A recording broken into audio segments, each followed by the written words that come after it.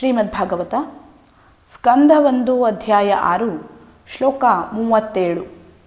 ಸೂತ ಉವಾಚ ಏವಂ ಸಂಭಾಷ್ಯ ಭಗವಾನ್ ನಾರದೋ ವಾಸವೀ ಸುತಂ ಆಮಂತ್ರ್ಯ ವೀಣಾಂ ರಣಯನ್ ಯಯೌ ಯಾದೃಚ್ಛಿಕೋ ಮುನಿಃ. ಅನುವಾದ: ಸೂತ ಮುನಿಗಳು ಹೇಳಿದರು. ವ್ಯಾಸ ಮಹರ್ಷಿಗಳನ್ನು ಕುರಿತು ಹೀಗೆ ಹೇಳಿದ ಶ್ರೀ ನಾರದ ಮುನಿಗಳು ಅವರಿಂದ ಬೀಳ್ಕೊಂಡು ವೀಣೆಯನ್ನು ನುಡಿಸುತ್ತಾ ತಮ್ಮಿಚ್ಛೆಯಂತೆ ಸಂಚರಿಸಲು ಹೊರಟು ಹೋದರು. ಪ್ರತಿಯೊಬ್ಬ ಜೀವಿಯು ಪೂರ್ಣ ಸ್ವತಂತ್ರನಾಗಲು ಕಾತರನಾಗಿರುತ್ತಾನೆ, ಏಕೆಂದರೆ ಅದು ಅವನ ಆಧ್ಯಾತ್ಮಿಕ ಸ್ವಭಾವ. ಈ ಸ್ವಾತಂತ್ರ್ಯವನ್ನು ಭಗವಂತನ ದಿವ್ಯ ಸೇವೆಯಿಂದ ಮಾತ್ರ ಪಡೆಯಬಹುದು. ಬಾಹ್ಯ ಶಕ್ತಿಗಳಿಂದ ಮೋಹಿತನಾಗಿ ಪ್ರತಿಯೊಬ್ಬನೂ ತಾನು ಸ್ವತಂತ್ರನೆಂದು ಭಾವಿಸುತ್ತಾನೆ. ಆದರೆ ವಾಸ್ತವಿಕವಾಗಿ ಅವನು ನಿಸರ್ಗದ ನಿಯಮಗಳಿಂದ ಬದ್ಧನಾಗಿರುತ್ತಾನೆ. ಬದ್ಧಾತ್ಮನು ಈ ಭೂಮಿಯ ಮೇಲೆ ಕೂಡ ಒಂದೆಡೆಯಿಂದ ಮತ್ತೊಂದೆಡೆಗೆ ಸ್ವತಂತ್ರವಾಗಿ ಸಂಚರಿಸಲಾರ. ಅಂದ ಮೇಲೆ ಒಂದು ಲೋಕದಿಂದ ಇನ್ನೊಂದಕ್ಕೆ ಸಂಚರಿಸುವುದರ ಬಗ್ಗೆ ಹೇಳಬೇಕಾದ್ದೇನಿದೆ?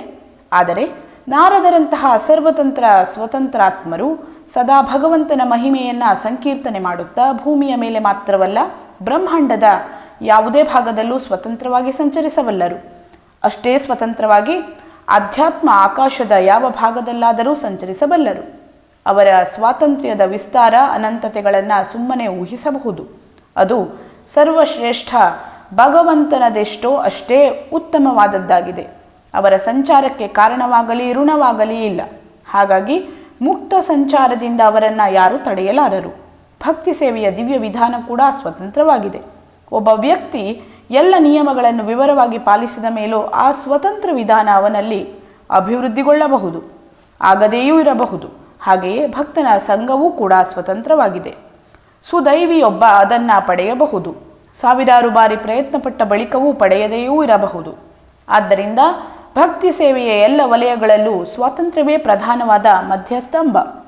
ಸ್ವಾತಂತ್ರ್ಯವಿಲ್ಲದೆ ಭಕ್ತಿ ಸೇವೆಯನ್ನು ನಿರ್ವಹಿಸಲಾಗದು. ಭಗವಂತನಿಗೆ ಸ್ವಾಧೀನವಾದ ಸ್ವಾತಂತ್ರ್ಯ ಎಂದರೆ ಭಕ್ತನು ಸರ್ವ ರೀತಿಯಲ್ಲೂ ನಿರವಲಂಬಿಯಾಗುವನೆಂದು ಅರ್ಥವಲ್ಲ. ಸದ್ಗುರುವಿನ ಪಾರದರ್ಶಕ ಮಾಧ್ಯಮದ ಮೂಲಕ ಭಗವಂತನಿಗೆ ಶರಣಾಗುವುದು ಜೀವನದ ಸಂಪೂರ್ಣ ಸ್ವಾತಂತ್ರ್ಯವನ್ನು ಪಡೆಯಲಿಕ್ಕಾಗಿದೆ ಅಷ್ಟೇ.